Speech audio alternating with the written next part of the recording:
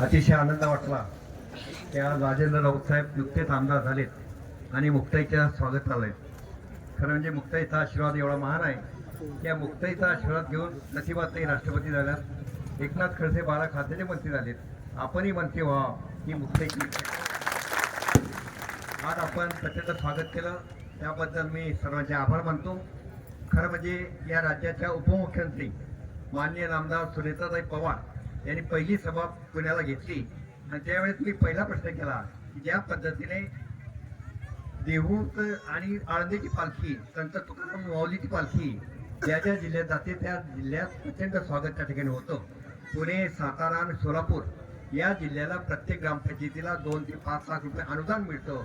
परंतु विदर्भातून येणारी ही आणि महाराष्ट्रातून खानदेशातून येणारी पालखी त्याला अनुदान त्या ठिकाणी मिळत नाही, रस्ते चांगले नाहीत. ताईंनी ताबडतोब मुख्यमंत्र्यांशी फोन केला, विभागीय आयुक्तांना फोन केला आणि एकनाथ शिंदे साहेबांचं उदार मतत्व त्यांनी रथ चांदीचा आदिशक्तीला दिला. मुख्यमंत्र्यांचं लक्ष आहे, सर्वांचं लक्ष आहे, आपलं सर्वांचं सहकार्य आहे. मी अधिक वेळ घेणार नाही, परंतु आमदार साहेबांना एक विनंती करेल की सरमकुंडी, भूम आणि हा वरद फाटा नव्हे तर शेंद्रीपर्यंत हा पालखी मार्ग पुढच्या वर्षी झाला पाहिजे. हा दुहेरी रस्ता झाला पाहिजे. प्रमुख प्रश्न या ठिकाणी करत आहे. आपण प्रचंड गेट या ठिकाणी दिलाय, स्वागत अधिकाऱ्यांनी केलाय.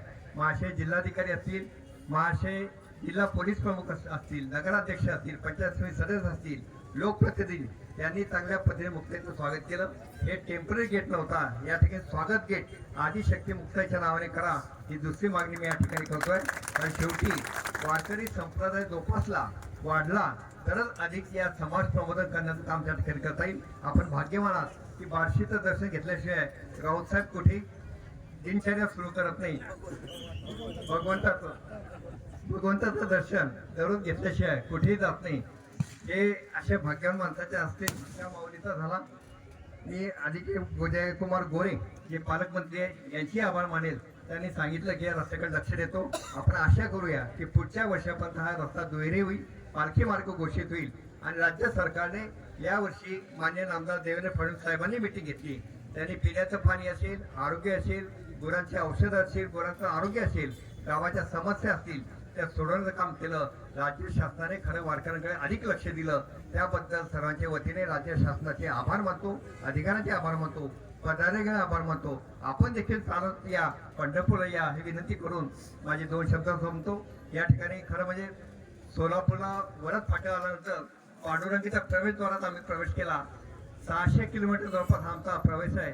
दररोज 25 ते 30 किलोमीटर सर्व वारकरी उन्हाची पावसाची तमाना बाळगता आरोग्याची त्या ठिकाणी काळजी घेऊन अधिक चांगल्या पद्धतीने नाम जप करत, भजन कीर्तन करत त्या ठिकाणी येतात. त्यांचे देखील आभार मानतो. परत एकदा स्वागत केलं त्याबद्दल धन्यवाद.